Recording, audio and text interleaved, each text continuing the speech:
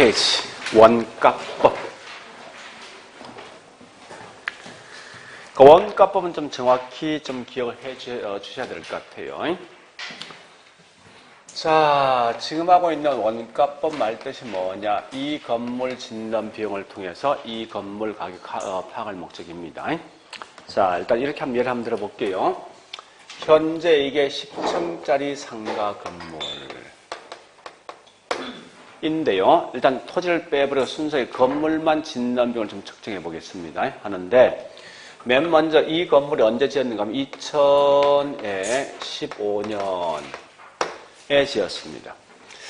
근데 내가 현재 이제 이 건물을 2018년도에 평가할 목적, 2018년. 결국 2018년 뭐가 됩니까? 기준 시점 되는 거지. 그죠? 이렇게.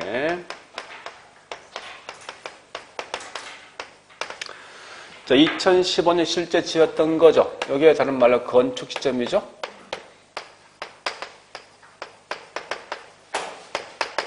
이런 건 보통 다른 말로 뭐라는지 압니까? 취득 시점이라는 용어 쓴다. 용어상에서. 자, 2015년도에 실제 지었던 건축비를 알아보니까 얘가 얼마 들어갔냐? 100억 정도 들어갔답니다. 근데 벌써 이 경과된 게 3년 정도 경과되었죠? 경과된 만큼 얘는 벌써 뭐예요? 감가 되겠네? 그래서 노후화 됐으니, 그죠? 감가되는 게 만약에 30억 정도 감가되었다 하자고. 현재 18년 이 부동산 가격이 얼마에 이제? 이런 형태란 방식이 뭐냐고 이게 원가입니다. 이 건물 짓는 비용을 통해서 사용되어진 만큼 감가해서 이 건물 가격이 평가하는데, 만약 이게 우리 이제 이걸 보통 뭐라는지 압니까? 이 100을 갖다가 취득 가격이라는 용어를 쓴다고 했을 때, 만약에 이 방식을 통해서 이 건물 가치를 평가했다면 우리 항상 논리가 이것도 논리 맞아야 됩니다. 내가 5년 전에 5억을 주고 분양받았어. 맞으면 절대 3년 전에 5억을 주고 분양받았습니다. 지금 팔면 절대 있죠. 이 논리 따라간다면 5억 이상 주고 팔면 안 돼. 무조건. 그렇지 않습니까? 최초 샀던 이제 만든 게 100억인데 절대 지금 100억 이상 초과 안 될 거 아니에요. 근데 실적으로 보통 뭐 있습니까? 5억 정도 주고 분양받았다 하더라도 지금 보니까 7억 또는 8억 주고 팔더라 이겁니다. 그럼 이건 논리가 안 맞는 거 아니에요? 우리 현실하고. 그죠? 그래서 이걸 다시 보니까 어떤 현상이 있는가 하면 만약에 2018년도에 우리 과거와 똑같은 자재, 똑같은 방식을 통해서 지금 다시 만든다면 아마 건축비 같을까? 다르겠죠. 그래서 이때 보니까 이걸 다시 만들어 보니까 건축비가 이 정도 들어가야만 이 건물 지어줄 수 있대요. 그러나 벌써 이게 3년 경과되었죠? 30억이 감가된다죠. 감가가. 그럼 현재 이 건물 가격이 얼마예요? 120억이죠. 자, 다시 볼게. 최초 건물 지었던 건 100억인데 현재 이 건물 120억 같이 나왔지. 자, 그럼 이것을 같은 거 아닙니까? 5억을 가지고 분양받은 걸 지금 7억 주고 팔 수 있다? 이게 논리상 이제 성립되는 거지. 그럼 결국은 어떤 게 더 합리적일 것인가 중요하다고. 봐보니 현재 얘보다 훨씬 이게 합리적이지. 그죠? 따라서, 자, 우리 항상 이거 좀 구분하셔야 됩니다. 그러면, 이 건물 짓는 비용을 통해서 건물 가격 평가한다. 이건 두 가지 방식이 있어. 회계학에서 이 건물 평가하는 방식이 있고, 그 반대 감정평가 평가하는 방식이 있는데, 이와 같이 이렇게 평가하는 방식이 뭐냐고, 이게 다른 말로 회계학이 된다 보시면 돼요. 그와 반해서 뭐 있으면 감정평가는 이런 방식을 통해서 평가합니다. 그래서 구분을 좀 하시는데, 평가는 이런 방식이 있는데요. 그러면 지금 쓰고 있는 이 용어를 어떻게 번역할 것인가 하는 문제라고. 자, 다시 할게. 2018년도에 다시 만든다. 비용을 해서 비용이 원가죠. 이렇게 이용을 쓴다는 거예요. 그냥 그대로 번역하시라고. 다시 만드는 비용이야. 표현 자체가. 이걸 다른 말로 재조달원가 쓴답니다. 여기에다 이제 뭐합니까? 30여만 감가하지? 그죠? 요 감가되는 걸 다른 말로 감가수정이라는 용어를 쓴다고. 그래서 우리 아까 보니까 이 간적이 있지 않습니까? 원가법에선 공식이 뭐요? 공식. 이 의미를 자꾸 생각해 보시라고. 다시, 조달, 만드는 원가 비용이야. 그러니까 기준 시점 현재 다시 만드는 비용에다가 이 건물이 사용되었지만 감가되었죠?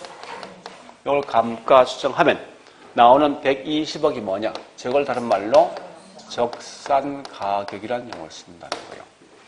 이런 흐름 문제 기억하셔야 돼요. 문제 풀 때. 자, 그럼 지금부터 이제 한 개 한 개 좀 정리해 볼게요. 자, 첫 번째 여기 재조달 원가 말 뜻이 뭘까요? 중요한데. 요 개념은 이겁니다. 자, 2018년이 무슨 시점이죠? 그죠? 항상 나온 시점을 잘 보시는데, 이 말은 절대 취득 시점이나 뭐 현재 시점 또는 기준 시점 이 말 들었는데, 절대 있죠. 이런 말 아예 처음부터 쓸 수가 없다는 거예요. 이렇게. 그래서 기준 시점 현재 재취득하는데 투입된 비용이죠. 뒷말은 큰 의미 같지만 어쨌든 다시 만드는데 그 시점 기준 시점 현재라는 거예요. 이걸 좀 기억하시고. 그러면 이 건물 짓는 데 있죠.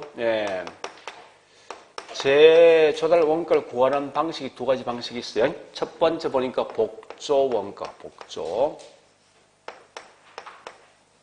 같은 말이 복사, 복제 이런 말 쓴답니다. 그 반해서 뭐 있습니까? 대치 원가. 대치 원가가 있어요. 이 두 개에 대한 개념 차이를 좀 정확히 아셔야 돼요. 우리 현재 보는 일본식 용에서 복조, 복사, 복제 다 같은 말이에요. 자, 이게 무슨 말이냐 이겁니다. 그럼 흰 분필을 복사하면 흰 게 나옵니까? 노란 게 나옵니까? 그거 같은 말이에요. 그거 같은 말. 자, 저건 무슨 말이냐? 이런 겁니다. 이 흰 분필이 과거에 만들어진 건 이 분필 만드는 원가를 지금 알 목적인데 지금들이 흰 거 만들고 있대. 이걸 통해서 이 분필 만드는 원가 한다고 이게 다른 말로 복조, 복사라고요. 자, 반대로 대치란 말 뜻이면 대치는 대신하는 거죠. 자, 이때 이 빨간 분필 만드는 원가를 파악할 목적인데 지금은 이 빨간 분필 안 만들고 있대. 근데 가만히 보니 노란 건 지금 만들고 있거든. 이걸 통해서 빨간 분필 만드는 원가 한다고 이게 다른 말로 대치 또는 대체 원가입니다. 자, 다시 해볼게요.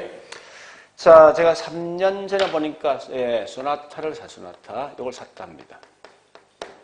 3년 전에. 지금 이거 만드는 원가 파악할 목적인데 지금도 이거 만들고 있지. 그죠?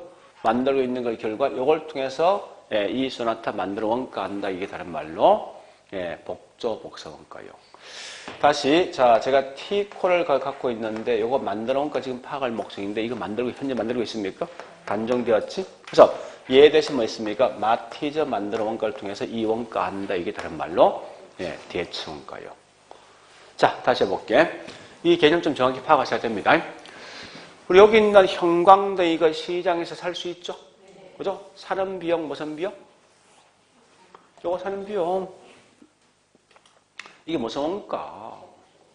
좀 똑같은 사는 거 아니야? 이게 복조, 복사 원가라고.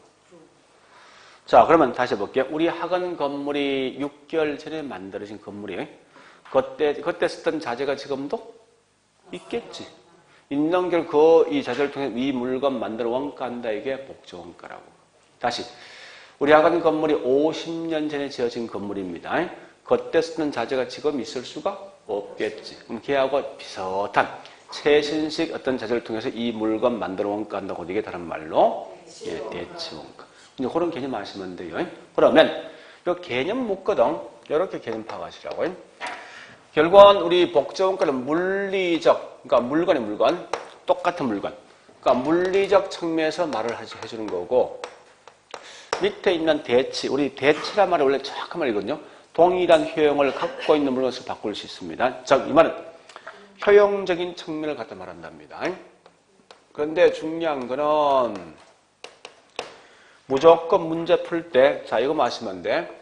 효용이란 말만 나왔을 때만 대체이고 나머지 몽땅 다 뭐 있습니까? 이 말 없으면 전부 다 복조, 복사 원가를 보시면 돼요.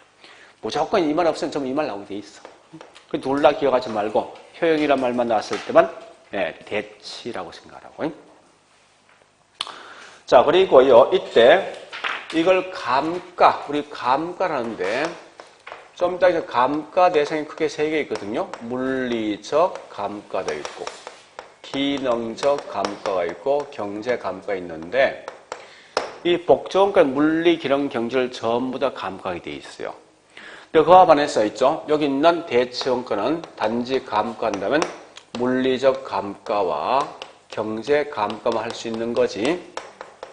절대는 기능적 감가는 할 수가 없습니다. 이걸 꼭 좀 기억하시라고. 이거 안 되면 그냥 그대로 암기하셔야 돼. 그러니까 항상 감가는 무조건 얘만 하고 돼 있어. 이거 아시면 안 돼? 그러니까 무조건 대치원가에서만 기능적 감가 할 수가 없다. 자, 이유 설명할게. 이유. 보세요. 이런 겁니다. 이 건물이 있죠. 5년 전에 지어진 건물입니다. 근데 5년 전에 지어진 건물인데 여기에 5층짜리 상가 건물이거든요. 이때 보니까 우리 이 옥상에 물탱크가 두 대가 있어요. 두 개가. 현재 물탱크 B는 전혀 고장도 났지만 아무 쓸모, 효용 가치가 없는 거예요. 이 상태입니다. 자, 일단 그런데 우리 요거 5층 건물 짓는데 비용이 10억 들어갔어. 물탱크 한 개당 1억이란 비용이 들어갔다 치자고요. 그럼 결국 이 건물 만드는 재조달 원가는 얼마 들어갔습니까? 12억이지. 이때 우리 감가할 대상 감가가 물리적 감가가 2억이 되고, 물탱크 고장났지. 여기 기능이거든. 기능적 감가 한 개 고장났지. 1억. 그 다음에 경제 감가 보니까 이게 2억이 된다 할게. 그러면 이때 복조 원가를 통해서 하면요, 요 감가액이 총 얼마지? 5억이지. 호랑 결과 이 건물의 적상 가격은 7억이거든. 7억. 근데 뭐라 했습니까? 대체원가를 통해서 하면 절대 대체원가는 기능적 감가를 안 한다 했단 말이야, 이걸. 그죠? 이 건물 현재 감가액이 4억 되겠지. 얘는 8억 되겠죠. 이게 벌써 말이 안 맞을 거 아니야. 똑같은 가격이 나와야 될 거 아니야. 근데 다른 가격이 분명히 나왔단 말이야. 이유가 있어. 항상 대체원가는 기본 전제가 이 건물 지을 당시부터 있죠. 요거 벌써 효용 가치가 없는 거지. 없으니까 비용에서 빼버린다, 그거야, 처음부터. 비용에 빼버린 결과 얼마 됩니까? 11억 되지. 이제는 얼마 나옵니까? 그죠? 그러니까 처음부터 이미 기능적 감가를 빼버린 결과 뒤에서 또다시 기능적 감가할 필요 있어? 없는 거지. 이중 계산되니까. 그래서 이런 것 때문에 대체원가는 절대 기능적 감가를 하지 않는 거예요. 그런 의미인데 안 되면 그냥 이것만 암기하시라고 무조건. 자, 그 다음에 세 번째 갑니다. 가보니까 그럼 결국은 이 건물 짓는데 누가 짓는 걸 근거로 할래? 이게 중요하거든요. 그래서 기준을 보니까 항상 우리 한번 물어보자고. 우리 같은 일반인들이 이 건물 지었을 때 건물 짓는 건축비의 편차, 오차하고 전문가끼리 지었을 때 이 건물 짓는 건축비 오차 누가 더 큽니까? 일반인이죠? 그러니까 훨씬 더 정확도가 곧 전문가끼리라고. 전문가니까 무조건 이 건물 짓는 비용은 전문가한테 도급 건축을 줄 걸 가정합니다. 그러니까 도급 건축업자한테 건물을 맡기면요, 얘들 일정한 몫을 챙겨야 되지. 그런 게 뭐냐, 다른 말로 개발 이윤 또는 적정. 이윤이 항상 존재한다는 거예요. 그래서 뭐를 보는가 하면 이 건물 지을 때 어떻게 짓는가 하면 첫 번째, 이 건물 정상적으로 짓는 비용. 정상 같은 말이 표준적 건설비에다가 내가 이 건물 지에 분명히 어떤 통상 부대 비용, 즉 인허가 비용 들어가죠. 요 부대 비용 합의, 굳이 이거 공식 암기할 필요 없습니다. 비용 합의인데 이제 표준적 건설비 다시 크게 세 개 나눠진답니다. 자, 첫 번째 뭐가 있는가 하면 실제 이 건물 짓는데 투입된 비용이 있죠. 자재비, 인건비 같은 게 있어요. 이런 걸 다른 말로 직접 비용. 자, 그 다음에 내가 이 건물 지을 때 보면 옆에 어떤 사무실 등이 필요하거든요. 얘는 실제 이 건물 짓는 데 투입된 비용은 분명히 아니란 말이에요. 그래서 이걸 다른 말로 간접 비용. 그 다음에 항상 얘는 누구한테 주었습니까? 도급이지. 예목도 결국 비용 속에 포함돼야 돼요. 이런 게 뭐냐? 개발 이윤도 뭐 있습니까? 분명히 포함된다는 거예요. 그러니까 중요한 말은 이거 말씀한 데 개발 이윤도 이 제조론 것이 포함됩니까? 된다는 거지. 이 말만 기억하시라고. 그래서 아마 거기 있는 우리 68페이지입니까? 1번에 있는 제조론가 밑에 갈로 3번 동그라미 3번입니까? 밑에 보니까 주의 나이즈죠. 그 말은 건물주가 직접 건축한다 하더라도 항상 개발 또는 적정이는 항상 제조론가 속에 포함해야 된다. 왜? 무조건 기준은 도급 건축 일끌 가정에 누가 짓든 관계없이. 자, 그렇게 정리해 보시고요. 그 다음에 이제 할게 여기 있는 감가 수정 이거 할 겁니다. 자, 우리 감가상각이란 말과 그러면 감가수정은 어떠한 차이가 있을 것인가 이거 할 거라고 할 때. 그럼 참고로 있죠. 감가상각이란 말은 해계하게 쓰는 방식입니다. 감정평가는 감가수정은 감정평가에 쓰는 방식인데 하나 물어보자고요. 보세요. 자, 이거 문제 푸는 요령인데 둘 중에 어느 게 먼저 낫겠습니까? 얘가 먼저 낫지. 얘 후발주자지. 우리 현재 이거 공부하고 있지. 얘하고 서로 비교할 때 얘를 가만히 놔두겠어? 무조건 깔 수밖에 없는 거 아니야. 그건 당연한 거야. 그러니까 항상 설명 딱 들으면 얘는 무조건 나쁜 쪽이 전부 다. 그래 갈 수밖에 없다고. 얘는 무조건 좋은 쪽 갈 수밖에 없는 논리야. 그런 걸 먼저 기억하셔야 되는 논리. 그래서 나중에 잘 모르지만 했던 시험 나왔을 때 좋은 쪽 설명은 얘 거라고. 나쁜 설명은 무조건 이리 가셔야 돼. 그렇게 보시면 좀 쉽게 갈 수 있거든요, 사실은요. 자, 어쨌든 이건 중요한 건 요것만 기억하시면 돼요. 첫 번째 요 기초가 뭐냐. 내용 연수를 뭘 쓸래? 세 번째, 목적이 뭐냐? 그 다음에 이런 거 묻습니다. 자, 3개 물을 건데요. 실제 감가액과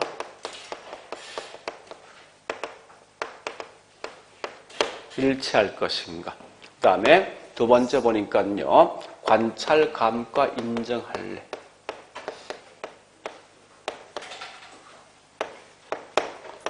인정할 것인가?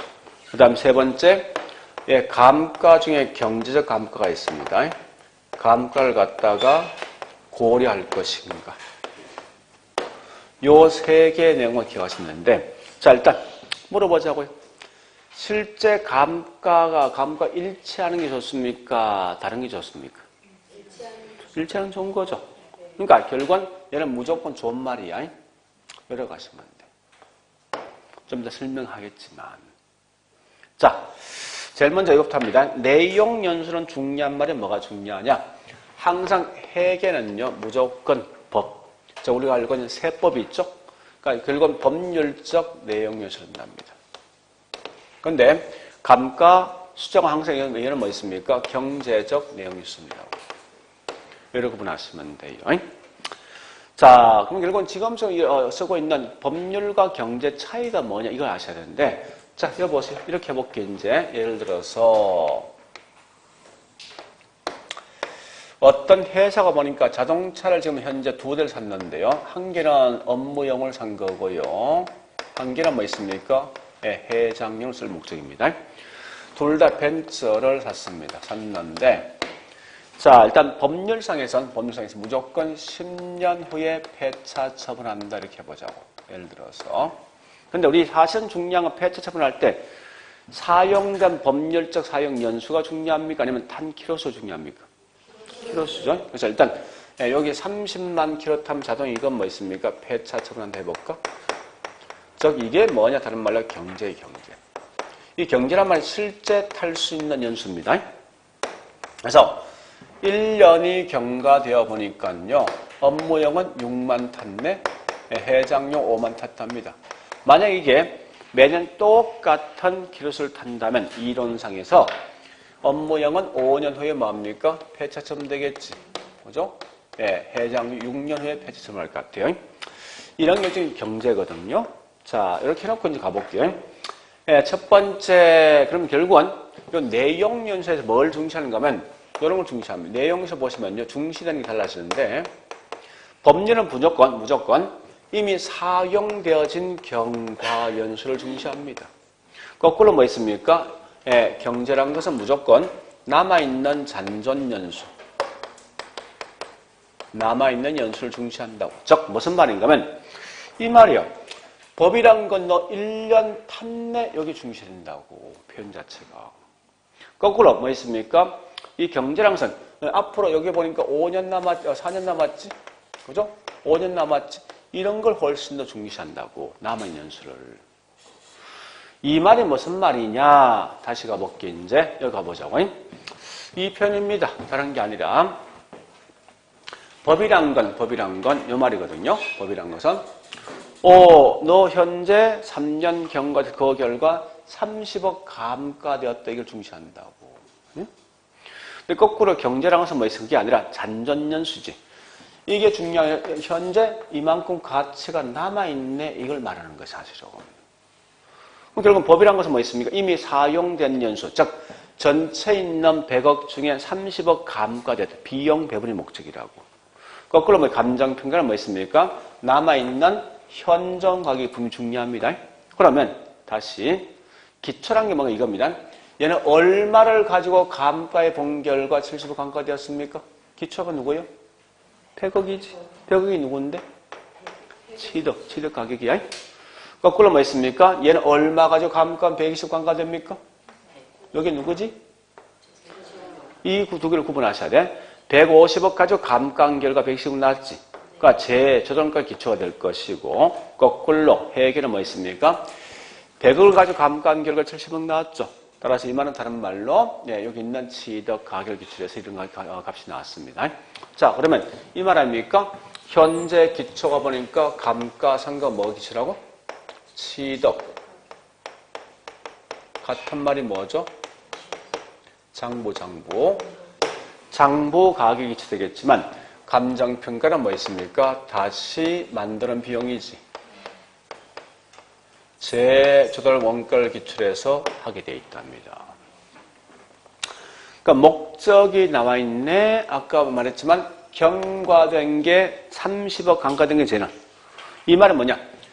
전체 있는 100억 중에 얼마 정도 비용이 분배되었냐? 30 분배된 거 아닙니까? 요걸 파악할 목적인 반면에 감정평가에서는 그래서 그 결과 남아있는 가격이 120억 남아있다는 거지. 같은 말이 뭐냐? 현존 가격을 파악할 목적이다. 이렇게 하시면 돼요. 자, 그리고 요거 이제 설명할게요. 보세요. 자, 다시 봅니다. 이 말이거든요. 자, 잘 보세요. 이 물건이 업무용어 보니까 5년 경과되면 자동 폐쇄 처분하지. 했는데 법에서는 남아있는 기간 동안 계속해서 10년 동안 감가가 되어 있다고. 실제 감가액과 일치 안 하지. 근데 경제라는 것은 5년경 폐쇄 처분했지. 그 순간 감가는 끝났다고. 그래서 실제 감가액과 일치하더라. 그 다음 관찰 감가 말뜻이 뭐냐? 평가사 네가 와서 한 개 한 개 확인한 후에, 즉 관찰한 후에 하자가 있는 만 감가시키는 거예요. 그러면 이 법이란 건 와서 몇만 탔다 확인할 필요 있습니까? 있냐고. 법이란 건 없잖아. 책상머리에 딱 앉아 날짜만 따박따박 계산될 거 아니에요. 그죠? 근데 경제란 것은 반드시 뭐예요? 와서 몇만 킬로 탔냐 확인해야 되지. 이게 중요하니까. 그러니까 와서 확인한다. 이게 관찰 감가 인정된다 이 말이고, 인정 안 되는 거예요. 그래 아시고. 근데 감가 요인이 물리와 기능과 경제 세 개 있지. 자, 보통 동산 등에 쓰는 방식이 곧 회계거든요.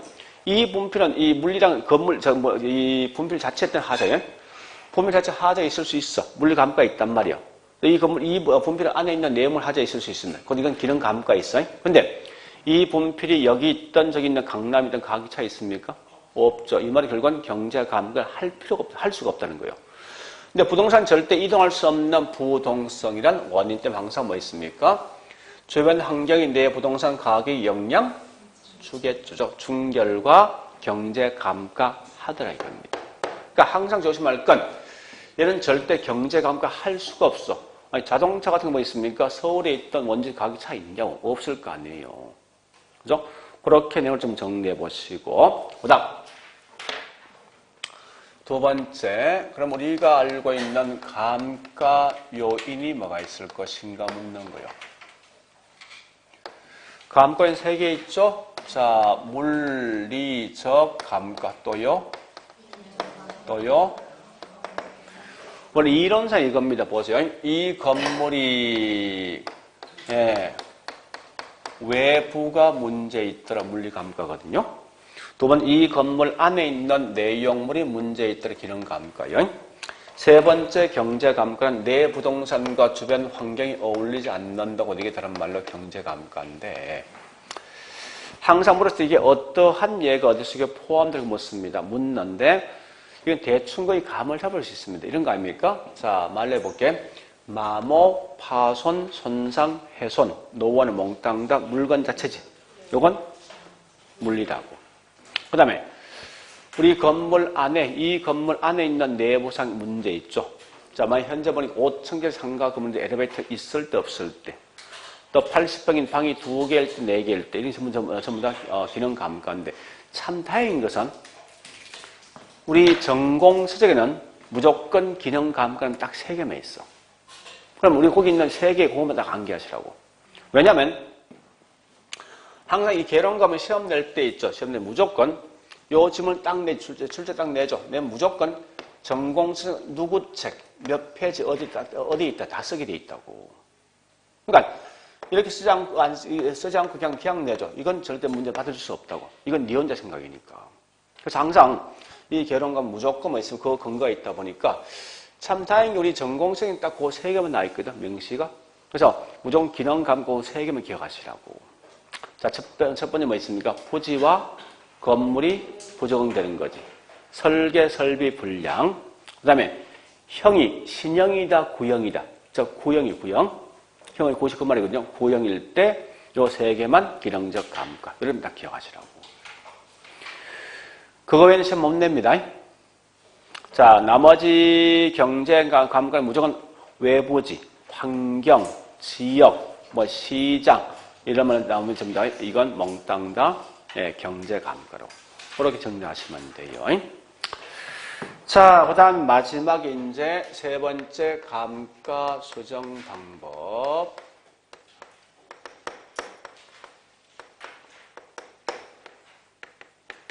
이게 크게 뭐 있습니까? 5가지 방식이 있거든요. 원칙은 이 건물 몇 년 썼다, 5년 썼다, 3년 썼다, 사용 연수에 따라 감가합니다. 그거 2회 보니까 뭐가 있는가 하면요. 관찰 감가법. 두 번째 분해법. 세 번째 시장 추출법. 네 번째 임대료 손실환원법이죠. 자, 이거 굳이 안에 있는 내용 다 보지 말고 있죠. 이 제목만 기억하시면 돼요. 제목만. 근데 조심할 건 내용 연수에 따른 감가 수정은요. 사실 크게 3개 있거든요. 첫 번째 뭐 있냐? 정액법, 정률법. 세 번째 상환기금법이 있어요. 있는데, 자, 이때 요 2개 차이만큼은 정확하게 기억을 해 주셔야 돼. 정액과 정률만큼은. 실제 아마 구체적 내용을 내면 무조건 정액과 정률뿐 항상 내게 돼 있어, 문제에서. 자, 일단 한번 가볼게요, 이제. 실사례 한번 들어볼게요. 자, 보세요. 이런 거거든요. 현재 이 건물 가격 10억. 이 건물 10년 동안 쓸 수가 있다. 10년 동안. 자, 일단 중요한 건 매년마다 얼마씩 감가될 것인가 알아볼 목적인데, 정액 보면 항상 뭐 있습니까? 말 그대로 똑같은 금액씩 감가되는 거예요. 그래서 현재 보니까 매년 감가액이 얼마 될 것이고, 그 다음에 감가 누계액이 얼마 될 것이고, 항상 남아있는 가격이 뭐죠? 적산 가격. 모든 걸 다 단 값입니다. 자, 첫 번째 여기 있는 노란색이 정액법이에요. 정액법 항상 뭐 있으면 매년 감가액은 일단 10년 후에 남아있는 가격이 전혀 없다 가정합니다. 했을 때 정액법일 때 10년 10억이지. 매년 얼마씩? 이게 다른 말로 정액법이랍니다. 그러니까 누계가 뭐 있습니까? 자, 누계는 대주는 거예요. 첫 해 얼마? 1억. 2년째 2억. 3년째 이렇게 가는 것이 이게 정액법이라고. 그럼 적상 가격은 남아있는 가격 빼주는 거예요. 10억에 1억 빼주면 9억 남고 2년째 10억에 2억 빼주면 8억 되겠지. 3년째 10억에 3억 빼주면 7억 되겠죠. 이렇게 해서 이 건물 가격이 점점점 떨어진다는 거예요. 자, 반대 거꾸로 정률법은 말 그대로 감가율이 매년 똑같다 이 말입니다. 똑같다. 자, 해볼게 이제. 10억에 현재 20% 감가되어진 결과 2억이 감가된답니다. 그러니까 정률은 동일한 비율로 감가된다 이 말 뜻입니다. 그래서 누계액이 현재 2억 되겠지? 남아있는 가격이 8억 된다죠. 1년 만기세 8억이 남아있으니까 이제 여기 다시 20% 한다고. 20% 하니까 1억 6천 감가되겠네. 그런 결과 3억 6천 감가될 것이고 남아있는 가격은 6억 4천 되겠지. 2년 말에 6억 4천 남아있는 곳에 다시 20% 감가합니다. 하면 이게 1억 2,800이지. 자, 4억 8,800이 되죠. 이런 형태로 계속 빠지는 형태가 뭐냐고 이게 다른 말로 정률법이라고 보시면 정률법. 자, 그러면요. 얘들은 뭐가 지금 중요한가 하면요. 이런 그림, 요 그림 한 개 그리시라고. 자, 무슨 말인가 하면 매년 감가액이 있어요.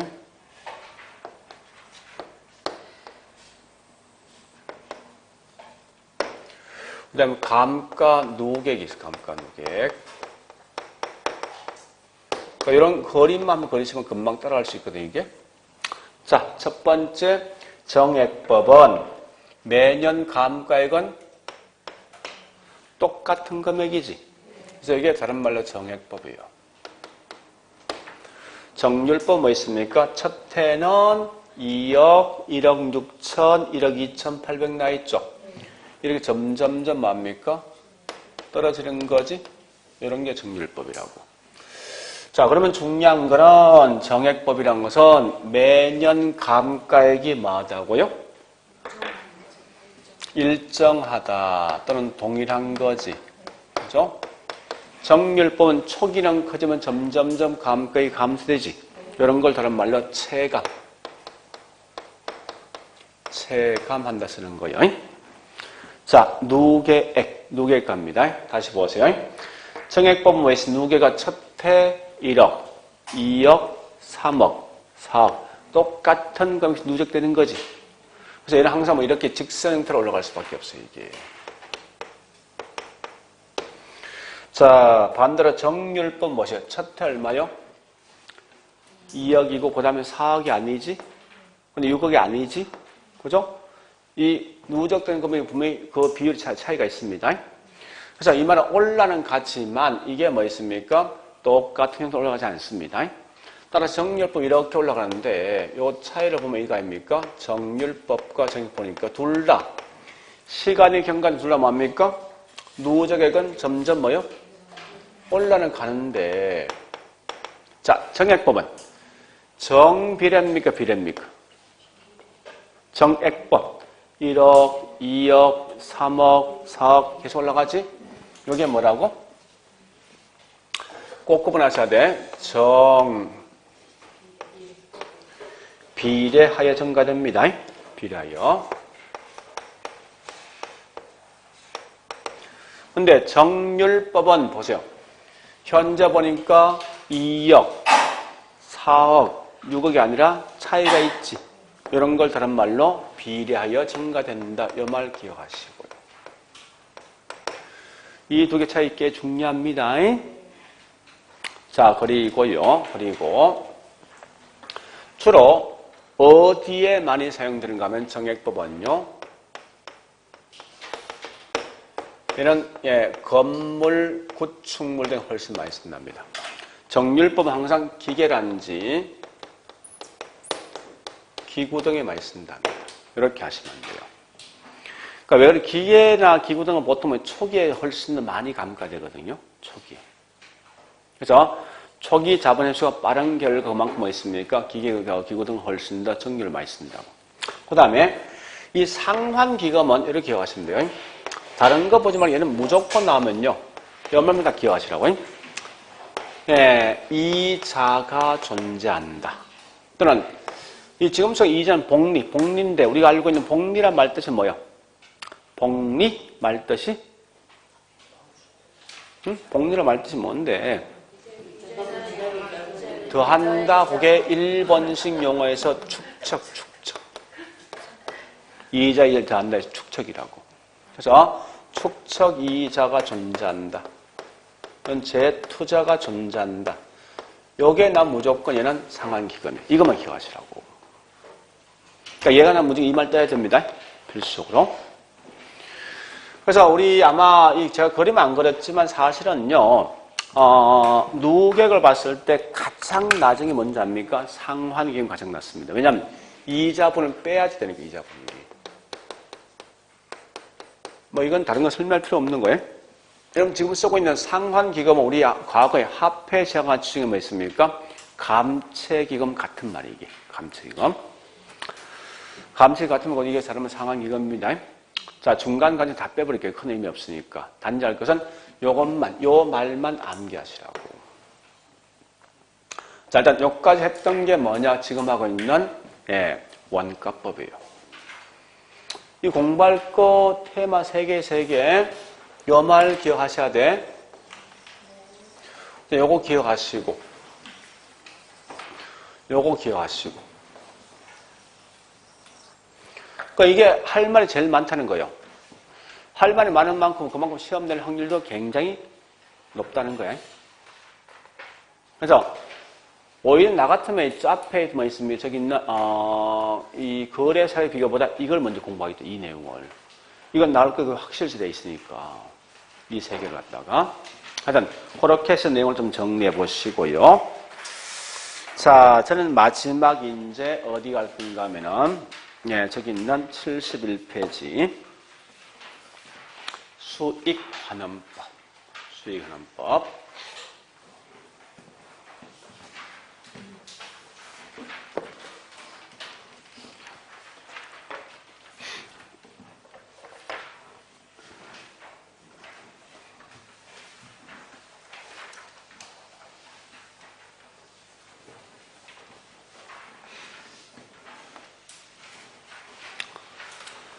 자, 수익환원법을 보면요. 이 내용 꽤 많거든요. 많은데 이거 전 수업을 다 안 합니다. 핵심적인 내용 몇 개만 다 하고 저는 이제 그게 시험 많이 나왔지만 그거 벗어나죠. 할 수 없습니다. 그냥 넘어갈 수밖에 없습니다. 실제로 수익환원법이 만약 이걸 정상 한다면 한 14시간 정도 필요하거든요. 영어만 가지고. 근데 14시간 공부해서 한 문제 맞추는 게 굉장히 비효율적이라고. 할 필요 없는 거 아닙니까? 그래서 대부분 거의 주로 많이 남은 지문이 있어요. 그것만 정리하시고 하시면 될 거예요. 자, 수익이란 말 뜻이 뭐냐? 보세요. 이런 겁니다. 현재, 기준 시점 현재 있죠. 요 부동산 가격이 얼마 될 것인가 파악할 목적이에요. 목적인데, 자, 보세요. 우리 예전에 이거 한 적이 있죠. 그죠? 투자 분석에서 할인 현금 수지 분석과 비할인이 있어요. 근데 첫 번째는 우리 관심 있는 수익은 이미 나왔던 수익이 중요합니까? 장래 예상되는 수익이 중요합니까? 그죠? 자, 근데 첫 번째 수익이 두 가지 구조에 있다고. 매년마다 똑같은 수익이 나온다는 가정이 있다고. 한 개는요, 매년마다 다 다른 수익이 나올 수 있거든요. 그죠? 이렇게. 다른 수익이 나올 수 있고, 분명히.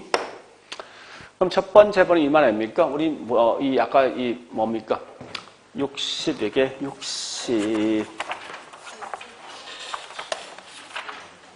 67페이지. 그러니까 수익환원법 그 개념 좀 아셔야 돼. 이게 중요하거든요. 자, 보세요. 보세요. 수익 언제 수익? 미래 거지? 미래야, 과거 아니고. 그런데 다시 볼게요, 이제. 이와 같이 매년마다 똑같은 수익이 나면 매 기간에 나오는 수익 다 구해줄 필요 있어? 없지. 없잖아요. 기본 가정 매년 똑같은 시기에 나온다 가정했으니까. 그건 딱 한 번만 구해주면 되겠네? 그죠? 이때 우리 관심 있는 수익은 총수익이 중요합니까? 순수익이 중요합니까? 순수익이죠. 여기 있는 순수익을 한 번만 구해서 이걸 갖다 뭐합니까? 현재로 말하는 거예요? 환원해서 산출하는 방식이 있다고. 다시. 얘는 매기마다 다른 수익이 나오지. 매기 나오는 수익을 먼저 구해야 되지. 이런 걸 말하는 다른 말로 현금 흐름을. 매기 현금 흐름을. 현재 가치를 한 개 한 개 다 끌고지, 이거. 여기에 뭐냐? 할인. 해서 여기 있는 요 값 다 더하면 이 건물의 가격이 나온다고. 그래서 우리 거기 있는 지금 법조문 설명이 그거라고. 순수익을 환원하거나 현금 흐름 뭐 있어? 할인해서 대상 부동산 가액을 구한다. 그 말 뜻이라고. 되었죠? 그런 이제 조문을 좀 이해하셔야 됩니다. 그러면 다시 볼게요. 보통 일반적인 쓰는 방식 위에 있는 이걸 많이 쓴답니다. 이 전통적 방식인데. 자, 그러면 일단 수익하는 공식이 뭐 있냐? 그럼 결국 이 말 아닙니까? 여기 있는 순수익과 요걸 통해서 한다는 거지. 그죠? 자, 그러면 요걸 다시 번역합니다. 공식이 수익환원법 공식은요. 자, 수익 가격은 분자에 뭐 들어옵니까? 순수익, 분모에 미래에 있는 수익을 현재가 환원하는 일이라고. 아까 할인하는 일을 같으면 할인율이지. 그죠? 자, 다시 우리 전에 간 적이 있죠? 할인율 같은 말, 할증률. 이자율 같은 말, 이자 반대말, 수익률. 아이, 차입증 은행 돈 갚을 때 뭐 이자 아니야? 은행 받는 거잖아. 그죠? 또 같은 말이 뭐요? 환원율. 다 같은 용어요, 용어 자체가. 그래서 환원율 또는 환원율을 쓴다고. 참고로 특별한 말 쓰지 않고 순수익을 쓴다면 대부분의 순수익은 순영업소득일 걸 가정합니다. 그럼 순영업소득 산출할 수 있죠? 어떻게 합니까? 영업시 계산표 유순이지. 여기 뭘 빼줘? 경 빼면 되지. 그죠? 공실 및 불량부채 빼주면 이 값 나와. 그 다음 뭐 있습니까? 영업비 빼주면 이 값 나오게 돼 있다. 우리들이 구합니다. 구할 때. 나중에 이제 계산 문제 풀겠지만. 고려하시고요. 문제는 뭔가 지금 하고 있는 환원율이 문제, 환원율이. 이 환원율은 우리 보통 쓰고 있는 환율은 내가 바랄 수 있는 요구수익이야. 물어보자고. 똑같은 부동산인데 투자자마다 요구수익 같습니까? 다 틀리지. 그래서 이게 너무나 주관성이 크다 보니까 이거와 관련된 이론이 사실 굉장히 많습니다. 그래서 이 추계 방법을 좀 기억하시는데요. 자, 이게 크게 뭐 있습니까? 5가지 방식이 있습니다. 그래서 우리 보통 앞말만 따면 이렇게 하거든요. 시, 조, 투, 엘부. 우리 발달된 순서는 사실 이렇게 발달되었어요. 그래서 우리 보통 이렇게 암기하죠, 그죠? 영어로 12가 얼마요? 그 말 뜻이야. 그래 보시면 돼. 이게 참 다행인 게 뭔가 하면 결국 이 말입니다. 얘가 단점 있는 걸 보는 게 이거라고. 이런 순서예요. 순서가.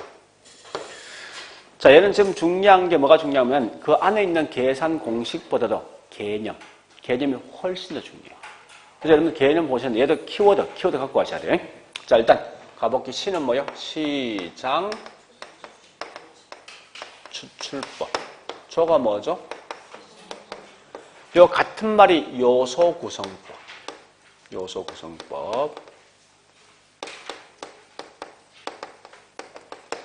투가 뭐죠? 투자 결합법. L이 엘우드라는 사람이 뜻이 엘우드법입니다. 이 말 같은 말이 뭐냐? 예, 저당 지분하는 법이요.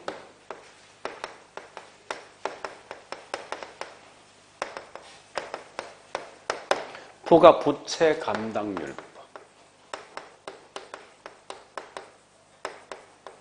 이렇습니다. 물론 지금 하고 있는 투자 결합법은 다시 크게 2개 있어요. 물리적 투자결합법과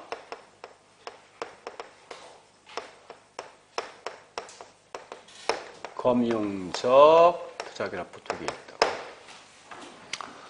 자, 이건 항상 개념만 아시면 개념만. 자, 지금 내가 현재 뭐 할 목적이죠?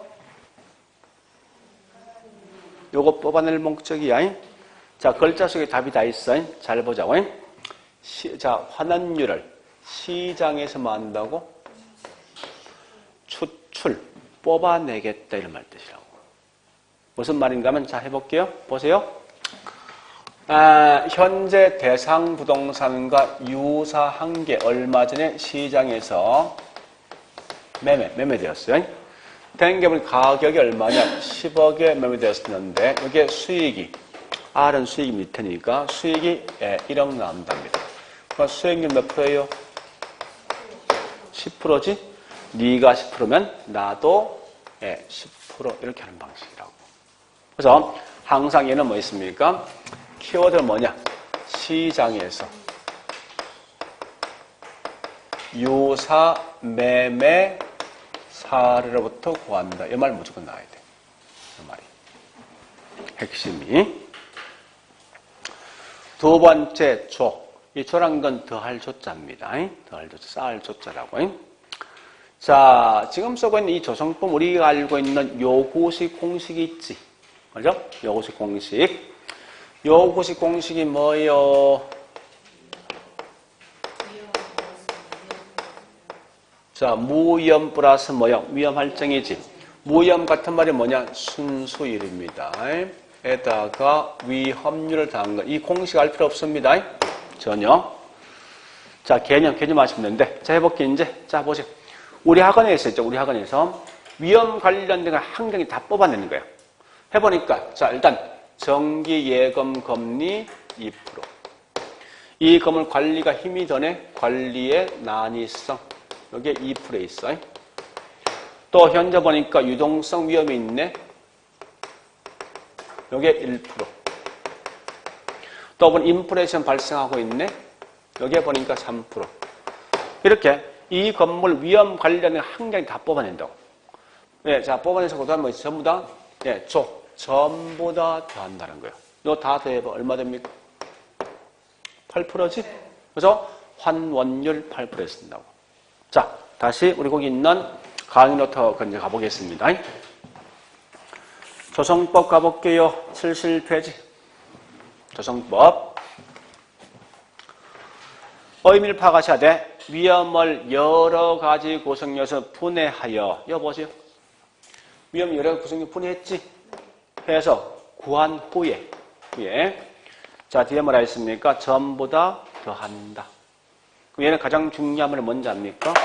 이 말. 무조건 나온 딴 거 보지 마. 딱 요 말만 본다.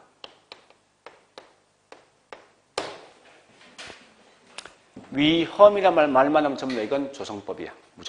무조건. 자, 그 다음. 투자결합법. 그럼 결합이란 말 뜻이 뭐예요? 합치는 거지? 자, 다시 할게. 합친다면 이 말은 역을 말하면 이거 아닙니까? 뭔가 좀 분리되어 있는 거 아니야? 분리되어 있는 거지. 결국은 이 말은 자, 다시 할게. A하고 B가 현재 분리되어 있어. 왜? 이 값이 같으면 절대 분리할 필요가 없다고. 좀 다르기 때문에 분리되어 있습니다. 그러니까 이 말은 결국 무슨 말인가 하면 분리되어 있다. 뭐가? 환원율이. 이때 중요한 왜 분리되어 있니 묻고는 무조건 답이 이게 중요하거든요. 동일한 게 아니라 결국 뭐 있습니까? 다르기 때문에 분리되어 있어. 이 말 항상 장난치게 돼 있어. 분리되어 있는 걸 나중에 합친다 이 말입니다. 자, 설명 들어갈게요. 보세요. 자, 이 말입니다. 물리부터 할게. 우리 복합부동산이 있어, 복합부동산이. 요 전체가 나왔던 수익이, 순수익이 10억이 나왔대. 우리 앞에 기여원칙 한 적이 있지. 그죠? 토지가 전체 건물 가격 어느 정도 영향 줄래? 건물이 전체 가격 어느 영향 줄래 했을 때, 항상 토지와 건물이 전체 있는 10억에 매번 똑같이 영향 주겠습니까? 그건 아닐 거 아니야. 우리 학원 같은 것은 훨씬 전체 수익에 더 크게 영향 주는 것은 땅입니까? 건물입니까? 이 목적이면 건물 아니야? 농지는 땅이지. 그러니까 이 말은 이 전체 수익에 영향 주는 정도는 분명히 다르다는 거예요. 그래서 풀려보니까 건물이 전체 있는 수익이 얼마 되는가 하면 6억 영향 주는데 땅이라는 게 전체 있는 수익에 4억 영향 주는데 이와 같이 나오는 수익을 분리해서 했으면 이때 토지와 건물에 내가 바랄 수 있는 요구식 항상 같겠습니까? 다를 거 아니야. 나오는 수익이 달라지면은. 그죠? 이 값을 알아보니까 토지는 전체 있는, 건물에 내가 바랄 수 있는 요구수익은 12%예요. 토지에 바랄 수 있는 요구수익은 10%입니다. 이걸 통해 10억 전체에 대한 환원을 구할 수 있다. 어떻게 하는지 압니까? 자, 계산 공식 할 필요 없어요. 건물은 전체 수익이 몇 프로 영향 줘? 내가 바랄 수 있는 요구수익이 얼마예요? 토지는 전체 수익이 얼마 영향 줍니까? 바라는 요구수익은요? 요 값 곱해봐. 요거는요? 둘 다 더하면? 그래서 나는 10억에 바랄 수 있는 요구수익은 11.2% 이렇게 산출한다고. 자, 다시 할게. 핵심이 이거예요. 분리 대상이 뭐 분리입니까? 토지와 건물 분리지. 왜 분리했어? 만약에, 잠시.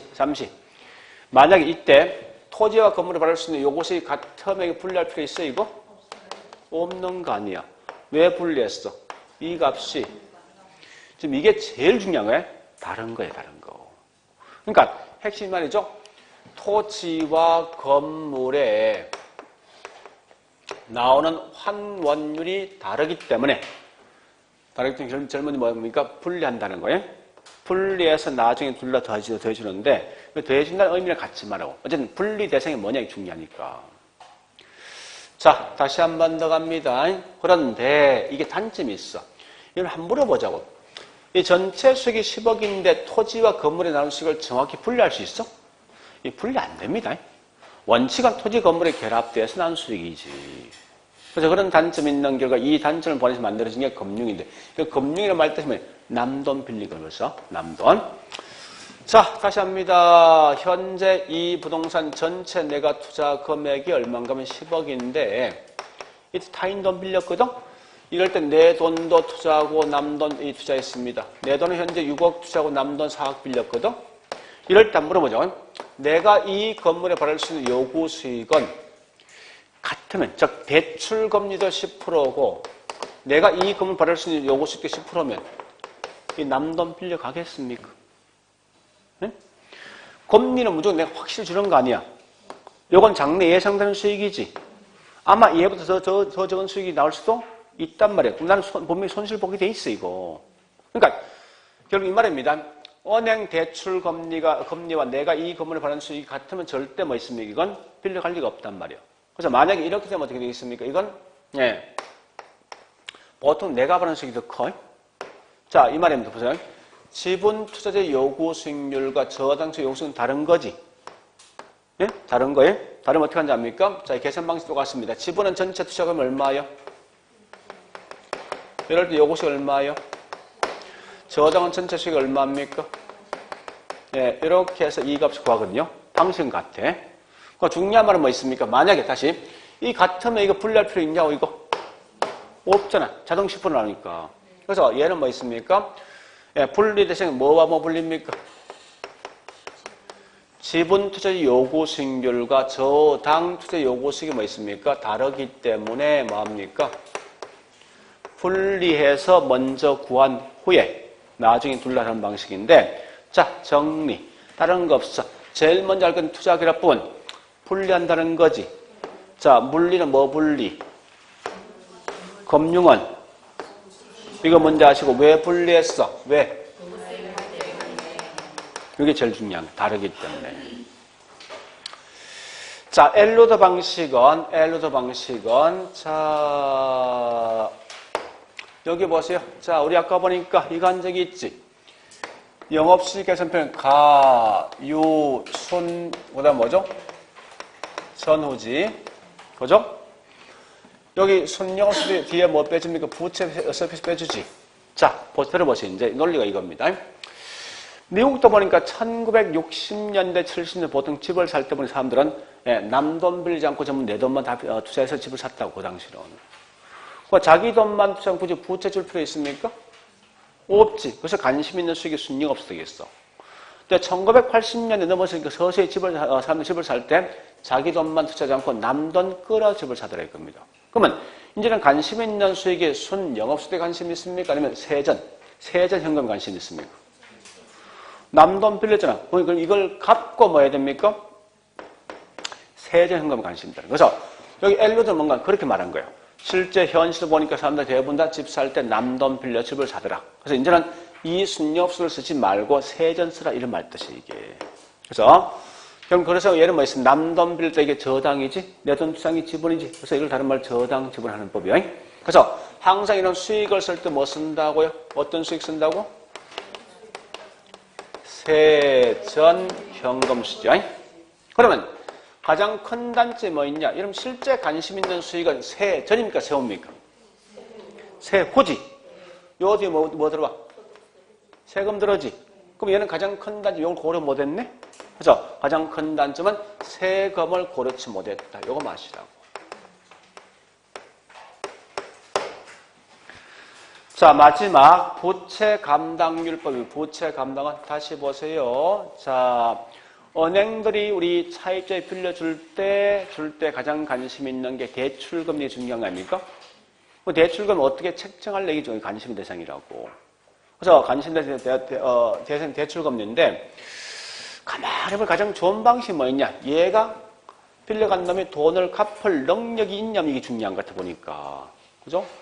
돈을 갚을 능력이 아주 좋으면 그만큼 위험성은 떨어지겠지. 그죠? 그런 걸 통해서 결국은 대출금이 책정하더라 이겁니다. 결국은 부채 감당률은 결국은 누구의 입장이에요? 돈을 빌려준 사람 입장이에요. 그래서 항상 볼 게 얘는 뭐예요? 대출자 입장. 또는 저당 뭐요? 투자자입니다.